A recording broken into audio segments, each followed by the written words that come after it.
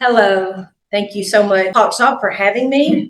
The last time that I spoke before you, I was with my very good friend Kelly Inman. We together talked about the effects of being kind and how that affects you as well as the other people and how that impacts their lives. Also, I want to thank Mary Lou for having me. I hope that I do contribute a little bit to helping our seniors live the best life that they possibly can and make them feel like that they are important and that they can finish their life on this earth with dignity.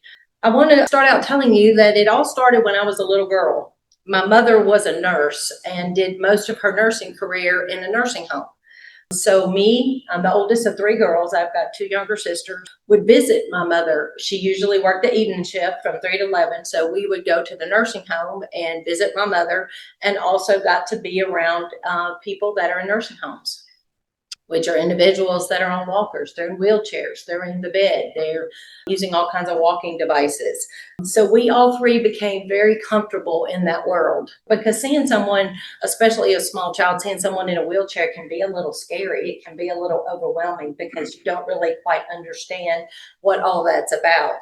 But we all three became just very comfortable being around seniors and the elderly people. You know, seeing an adult lady walking around with a baby doll, that she really felt that like that was her true baby. That we were totally okay with that. That we understood and accepted that that was where she was in her life. I believe that those experiences as a child kind of is what set me on the course of doing what I do today as far as trying to help seniors. I have always had such a special place in my heart for seniors. I truly love to visit with them. I love to hear their stories. I want to know about their childhood and where they met their spouse and how they had children and their careers and everything that happened to them. All that is so important to me. And I do find that when I start asking those questions about that, their face kind of lights up because they begin to have conversations and think about things that they haven't thought about in a very, very long time. Where they went to high school. I mean, and these are individuals that are, in their late 90s. So they haven't thought about where they went to high school in a long time, and really haven't had many people ask about their life and what they did, as a young person, and if they were in the military or if they went to college, or how they met their spouse. I have met so many wonderful people in this senior healthcare, especially over the last probably 8 or 9 years. I mean, doctors and lawyers and judges and teachers and nurses. I want to share with you one of the more surprising appointments that I had. And this actually happened before COVID. I got a phone call from a lady that had gotten my information from her home health nurse, which, by the way, is about where 90% of my business comes from. Home health agencies, home health nurses, hospice nurses, they know my clientele. They know who's homebound. They know who isn't driving anymore. And a lot of times while they're at their home on a visit, taking care of their medical needs, a lot of times the conversation will turn to, I would love to get a manicure, but there's just no way I can go. I am on oxygen. I can't leave my home. I really would love to get that. That's something that was so important to me. The home health nurse, Tim or Kelsey, will say, why don't you call Cindy? She'll come and do it for you. And if the home health nurse, the home health agency tells you to call this person, that carries a lot of weight because they trust him. They trust Kelsey. They trust Mary Lou. If Cindy tells me to come, Lynn, I got a referral from Lynn just this week. If Lynn tells me to call this person to come, you can count this person's going to be good. She's going to be dependable and honest and trustworthy and have her license, and she knows what she's doing. But back to my story. I got a phone call, like I said, from a lady that had gotten my information from a home health nurse. The appointment was for a manicure pedicure in her home. The day came for her appointment, and when I arrived, I was welcomed into her home. She was an older lady, but as I walked into her home and began to unpack my manicure and pedicure stuff, I immediately observed the amounts of Elvis memorabilia in her small condo. I mean, it was massive. And I just thought, okay, she's a big Elvis fan. We're here in Memphis, and, she was in her early 90s. And I thought, okay, she's, someone that was a big Elvis fan. Then I began noticing framed photos scattered all around her condo. And there were photos of her and Priscilla Presley. There were photos of her and people that were in Elvis's immediate circle, Red West and Klein, and all of these people that I knew were in his circle. And I said, my usual questioning, I said, you're a big Elvis fan. And she kind of laughed and looked at me and said, yeah, I was his personal nurse the last few years of his life. And I said, really? And she said, yes. And she said, I wrote a book about that time. I'll give you a copy and I'll sign it for you. This is the book. I was like, what? I almost fell off my stool. I'm going to pass this around. Y'all can kind of look at it if you want to. I replied, I would love that. Please, I'd love to have the book you wrote about your time with Babe, because that's what she called him, was Babe. And that began a friendship that lasted until her health declined to the point that she was unable to live by herself anymore. I was so excited every time she'd call me, and she called me about every 4 to 6 weeks to come and do her manicure and pedicure. But I was so excited because I knew I was going to spend about an hour and a half with her and learn something new. She was going to tell me something that I didn't know about her life, about her husband and her home, about her time with Elvis. And, I could go in another hour of all the stories that she told me from the time she met him, the very first day she met him at Baptist downtown, what that journey was like and that experience and how all that went, until the day she went to the emergency room when the ambulance had brought him from Graceland to the hospital. And I mean, just that whole journey and how he impacted her life and how she impacted his life. He would never call her by her first name. He always called her Miss Cock. Her last name was, or her first name was Mary, and last name was Cock, C-O-C-K-E. But everyone around her called her Marion, and he would always call her Miss Cock. And she said, Elvis, after about a year or so, why don't you call me Marion? He said, Miss Cock, if my mom heard me call you by your first name, she would be my behind. So he never, all the way till the end, he never referred to her to anything except Mrs. Cock. But again, just like I said, that was just one of the really nice examples of how I've had the honor and privilege to get to know these clients. I've got several clients that are veterans. I love to visit with them, to talk about their time in the military, how they were at 18 years old introduced to poker, cigarettes, and gin. I've heard that story so many times. I have a client that I just recently lost, bless his heart. He would have been 100 on the end of July. But he loved gin. And I said, tell me about how your love for gin came. He goes, I was 18 years old and I was in another country and we wanted something to drink, and that was all the bar had was gin. So that started me on the course of drinking gin. But again, just listening to the stories of, those young men and how being in the military and their experiences, how that kind of changed their lives.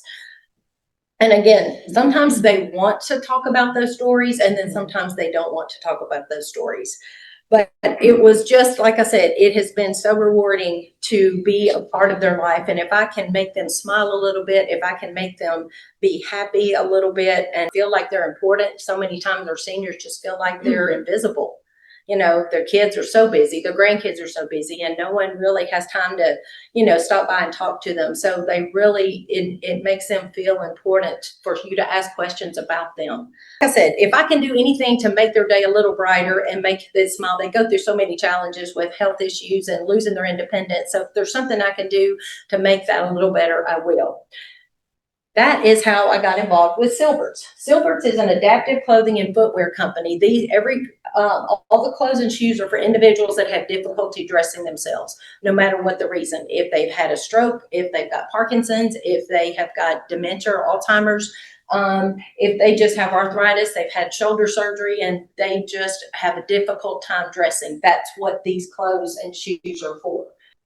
For someone that doesn't have any trouble getting dressed, maybe we kind of take that for granted. But some of our seniors and some of our friends have difficulty dressing themselves, and it can be such a challenging thing for them. I'm just going to show you a few of the things real quick, and then I can just kind of pass them around. This is actually one of our men's shirts. Really nice shirt. You could wear to Bible study. You could go to, church. You could go anywhere in this shirt. And this shirt looks like it is buttoned up, but it's magnets. Wow. So I was doing a manicure on a gentleman the other day, and he said, Cindy, don't cut my fingernails too short. They hardly ever hear that, don't cut them too short, especially from a man, because they want you to cut their nails real short. But he said, don't cut my nails too short. And I said, why do you not want me to cut your nails too short? And he said, because I have a hard time getting the buttons buttoned on my shirt, because I've got to have a little bit of nail to get under the button. With this particular shirt, he wouldn't have any trouble doing that. And again, no one knows that that's not buttoned except him. And even the cuffs, once again, is a magnet. I've also partnered with a local company, a good friend of mine that has a t-shirt. And for a few extra bucks for dad or grandpa, we'll put their initials on them. Just, to kind of personalize it a little bit and make it nice. I'm just going to take that there. If y'all want to pass those around, you can. But back to how I got involved with Silverts is because of their shoes. Because of doing pedicures all day long, all over the city, I see my clients struggling with finding shoes. They say, Cindy, I can't just go to Walmart or Target to buy a pair of shoes. I can't just go to Breakaway because I've got arthritis. I've got neuropathy. I've got, a couple of toes that are doing some, kind of weird, janky things. Or I need a wider toe box in the top. So I reached out to the company and I talked to them. I talked to the sales manager, told her who I was and what I did, some of the struggles and frustrations that my clients have with shoes. So we started talking, and about after 3 or 4 months of conversations, Zoom calls, she wanted me to meet the CEO of the company, and I did. We got to talking. He was very excited. The only presence they have in the United States is online. They're based in Canada. We do have a warehouse right outside of Cleveland, Ohio, where all the products are shipped from. But they really wanted to try a sales approach with an actual salesperson. And apparently the timing just was right. And I just kind of fit right into their clientele. Because again, I see all of my clients that struggle with, finding shoes to wear. So anyway, so I partnered with them. It was not a hard decision because I could stay in senior healthcare. I could continue to try to make the lives better of my seniors and make things not so frustrating for them. We've got over 3,000 products. Like I said, clothes and shoes. This is just another nice little shirt. Once again, magnet. So it's just so easy for someone that has to have assistance in dressing, and it takes 30 to 45 minutes to get dressed with help. With these products, you can cut that down to 10. And for ladies, that means they've got more time to pick out earrings or a bracelet or lipstick or work on their hair a little bit more. And for gentlemen, maybe a little more time to kind of groom a little bit. So like I said, it was just an easy fit. And we've got clothing are going through recovery. If they've just had hip surgery, they've had knee surgery, or they've had a fall and they're in the rehab department. A lot of times one of the phone calls or the conversations that someone in rehab has with their family members is you got to buy some clothes. Because my normal clothes are not going to work while I'm going through this rehab process. I've got a whole line of recovery clothes. We have clothes that for our clients that are bedridden, they never get out of bed because of their medical. We can totally dress them without. And again, like I said, that individual that maybe is paralyzed on the side from a stroke. I mean, you can easily dress that person. And once again, they get so frustrated because of how long it takes to get dressed that sometimes they just say, to heck with it, I'm just going to stay in my pajamas. That's not good. They need to get dressed. Getting dressed and kind of getting yourself ready for the day is going to kind of help their attitude, make them feel better, make them, be happy that, that they, got friends coming over and that they feel good about themselves instead of being in their pajamas that they've been in for the last 3 days. But like I said, those of us that do not have any trouble with dressing, we kind of take that for granted.